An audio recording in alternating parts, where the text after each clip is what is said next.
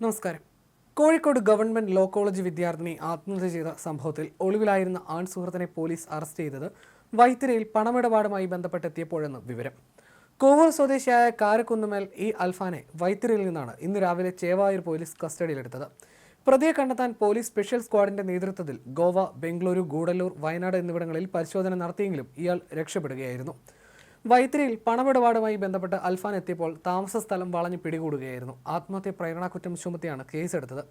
ഈ മാസം 24 വൈകിട്ട് 3:30 വാപ്പോളിത്താഴത്തെ വാടക വീട്ടിൽ 3ാം സെമസ്റ്റർ വിദ്യാർത്ഥിനി തൃശൂർ പാവറട്ടി ഊക്കൻസ് റോഡിൽ കൈതക്കൽ മൗസ മെഹറിസിനെ തൂങ്ങി മരിച്ച നിലയിൽ കണ്ടെത്തിയത്.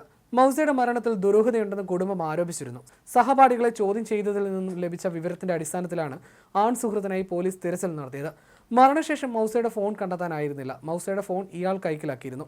വിവാഹിതനായ അൽഫാനും മൗസയും തമ്മിൽ പ്രശ്നങ്ങൾ ഉണ്ടായിരുന്നുവെന്നും പോലീസ് അറിയിച്ചു. തിങ്കളാഴ്ച രാവിലെ ക്ലാസ്സിലുണ്ടായിരുന്ന മൗസ പിന്നീട് ക്ലാസ്സിൽ നിന്ന് ഇറങ്ങി. 3:30 മൗസയുടെ അടുത്ത മുറിയിൽ താമസിക്കുന്ന വിദ്യാർത്ഥി എത്തിയപ്പോഴാണ് തൂങ്ങി മരിച്ച നിലയിൽ കണ്ടത്. ഫെബ്രുവരി 24 മൗസ മെഹ്റസിനെ കോവൂരിലെ താമസ സ്ഥലത്ത് തൂങ്ങി മരിച്ച നിലയിൽ കണ്ടത്.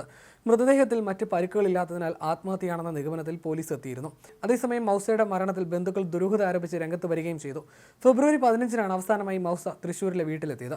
17 ഹോസ്റ്റലിലേക്ക് തിരിച്ചു പോവുകയും ചെയ്തു. മാർച്ച് 13 മുൻപായി സ്റ്റഡി ലീവിന്റെ ഭാഗമായി തിരികെ എത്തുമെന്നും പറഞ്ഞാണ് ഹോസ്റ്റലിലേക്ക് മടങ്ങിയത്. എന്നാൽ മരിച്ചതിന്റെ തലേ ദിവസം മൗസയുടെ ആൺ സുഹൃത്തുമായി തർക്കമുണ്ടാവുകയും മൗസയുടെ ഫോൺ ഇയാൾ കൊണ്ടുപോയതായും സഹപാഠികൾ മൊഴി നൽകുകയായിരുന്നു. മൊഴിയുടെ അടിസ്ഥാനത്തിലാണ് പോലീസ് ഇയാൾക്കായിട്ടുള്ള തെരച്ചിൽ ഊർജിതമാക്കിയത്. വിവാഹിതനാണെന്ന കാര്യം മറച്ചുവെച്ച് പെൺകുട്ടിയുമായി ബന്ധം സ്ഥാപിച്ച ഇയാൾ വിവാഹിതനാണെന്ന് അറിഞ്ഞതിന് പിന്നാലെ പെൺകുട്ടി ആത്മഹത്യ ചെയ്തു. ലോ കോളേജിന് സമീപത്തെ ഒരു കടയിൽ പാർട്ട് ടൈമായി ജോലി ചെയ്തിരുന്ന സമയത്താണ് മൗസ കോവൂർ സ്വദേശിയായ അൽഫാനെ പരിചയപ്പെടുന്നത്. ഇയാളുമായി പരിചയത്തിലായതോടെ മൗസ ജോലി ഉപേക്ഷിച്ചു. മറ്റുള്ളവരുമായി ഇടപഴകുന്നതും യുവാവ് വിലക്കിയിരുന്നു. മൗസ മരിച്ചതിന്റെ തലേ ദിവസം ഇയാൾ മൗസയുടെ വീട്ടിൽ വിളിക്കുകയും വിവാഹിതനും കുട്ടികളുടെ പിതാവാണെന്നും അറിയിക്കുകയായിരുന്നു.